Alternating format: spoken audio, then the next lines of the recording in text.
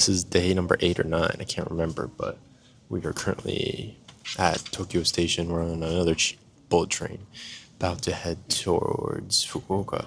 It's going to be a pretty long ride. We're riding there a little bit faster, a little bit less stops, so it's going to take about 6 hours to get there. So I'm going to chill out. It's currently like 6:48 in the morning, and well, I didn't wake up. These guys woke up at like 4 a.m. to start getting ready and stuff. So I'm probably going to get some Z's, read a little bit, listen to music, just chill out for the next 6 hours. I'll get a couple clips of the scenery, and I'll let you know when we're back, when we're finally in Fukuoka. All right, catch you later.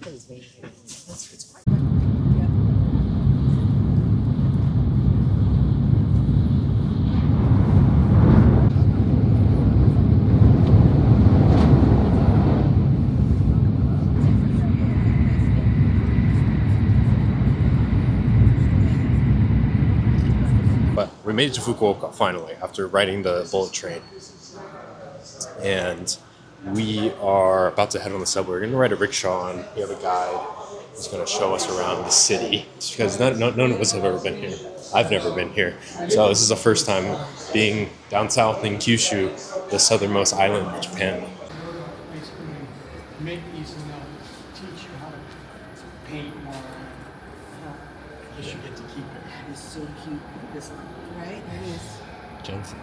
Jensen. Oh, This is called Kendo. Kendo. Yes. It's cute. And the girls' version is not. All right, we're on a rickshaw right now. We're going to one of the temples or the Buddhas. All right, so we're going to the temple. It's 50 yen. Yeah, it's going to be a journey.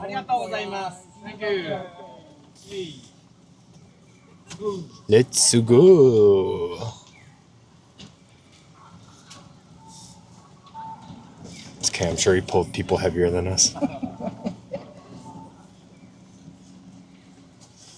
And we're putting this guy through a really big workout right now. Oh, and wind's not helping. Today's leg day. All right, looks like we're here. Not too bad.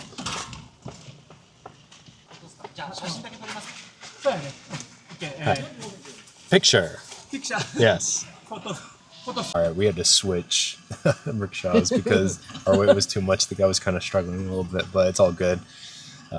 I know. I weigh like 200 pounds. Well, I think I probably lost weight on this trip. So just under 200 pounds, but still. Yeah. But maybe I just do a video where I just do this for an hour like them. Get a good leg workout. Oh, yeah, here. Is that the word in Japanese for it? Yeah. In front of this temple. I actually don't know what this is in Japanese. Alright, so we just got out of visiting the Buddhist temple with the biggest wooden Buddha statue. I can't remember if it's in the world or here, but just got it right at the close and the surrounding grounds of the temple. And I think we're stopping at another place or something. We'll find out. I'm super hungry, so as long as we go eat after this, I'm totally fine. Because then we gotta catch another bullet train down to Kumamoto.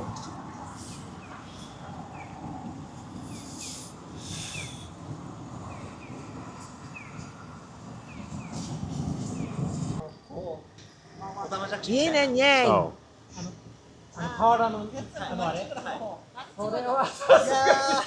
thought you came from China. 何のか We see it often. 何らかの We're at another jinja. Kana? I guess it's jinja.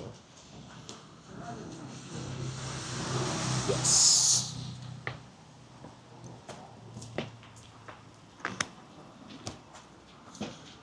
Another temple. I believe this is a Shinto temple. Yeah, look at the rope. Yeah, so Look at that rope.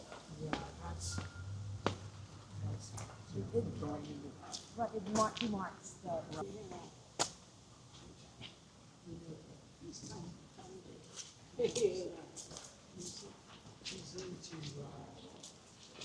a history buff already. I mean, he knows all about. Get there.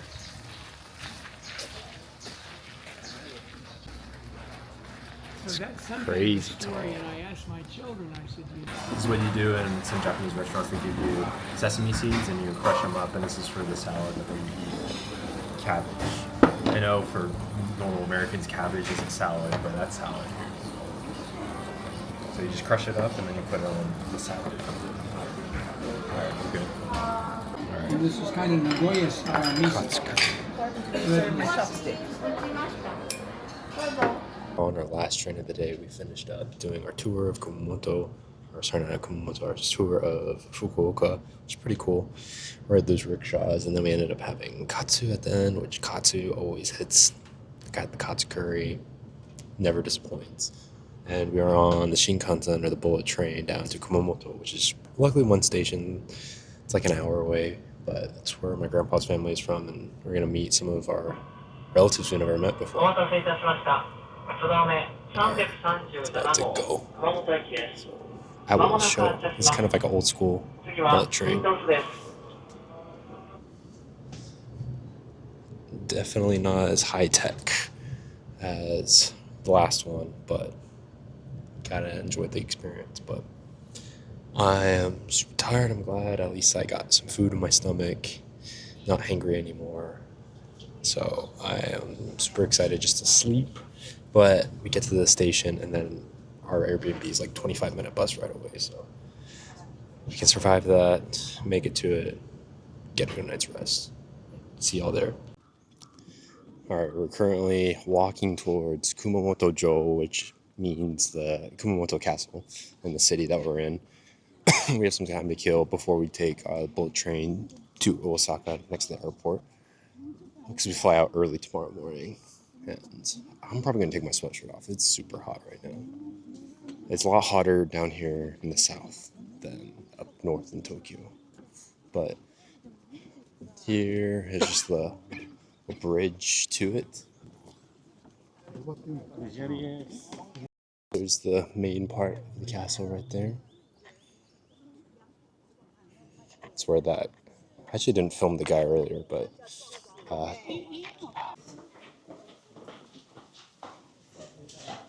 It's taking us to the light.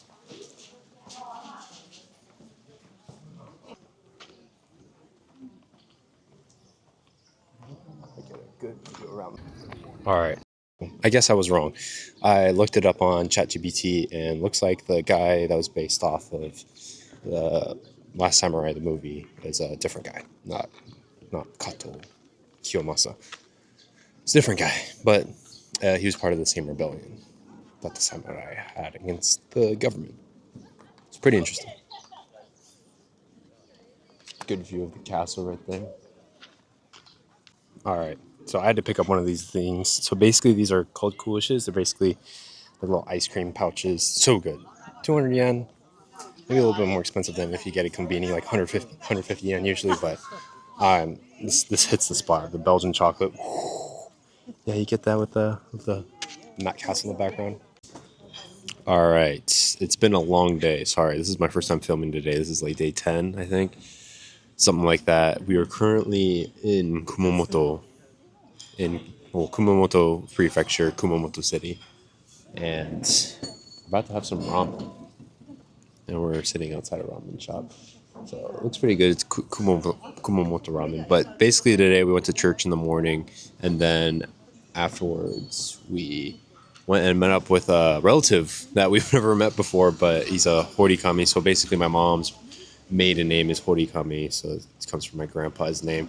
And originally they are from this prefecture of Japan, and it was like my great grandpa, him, and maybe like a few siblings or something came from this prefecture in Japan to Hawaii, and kind of just a lot of that side of our Horikami family has been over there in Hawaii. So no one really knows the people that have come from Japan are still in Japan. So this is our first contact from this side of the family that still lives in Japan. So it was pretty cool. His name is Kohei, and he's a cool guy. He has 2 kids, a wife, and still lives in the same. Well, he lives in the same property that our great grandpa like lived in or something like that. And then there's actually the original house that they were living in, which is pretty cool. The house is like literally over 100 years old, maybe almost 200 years old, which you don't really find that kind of place in the U.S. So, all right, we're gonna grab some ramen real quick after our name's called, and yeah, our days in Japan are fading, so we only have like tomorrow, and then we fly out on Tuesday early in the morning. So it's been a good time. Sad to leave. I gotta go back, so I'm definitely gonna try to come back next year, maybe the year after that, if I don't get here next year. But yeah, I can see myself living here part of the year, to be honest. All right, here's our ramen. I got the chashu ramen with the pork slices, and then I got an egg and some bean sprouts. But this is gonna be good. All right, it's currently 4 a.m. We're at the airport. There was a little miscommunication, and yeah, we got here 3 hours early when we didn't need to. Hey, at least we're here on time, so I didn't schedule all of this, but we're here, and like, yeah, we thought we were an international flight, but it was actually supposed to be a domestic flight because we're flying from here to Haneda, which is the airport in Tokyo, and then flying from Tokyo to Chicago, and then Chicago to Dallas.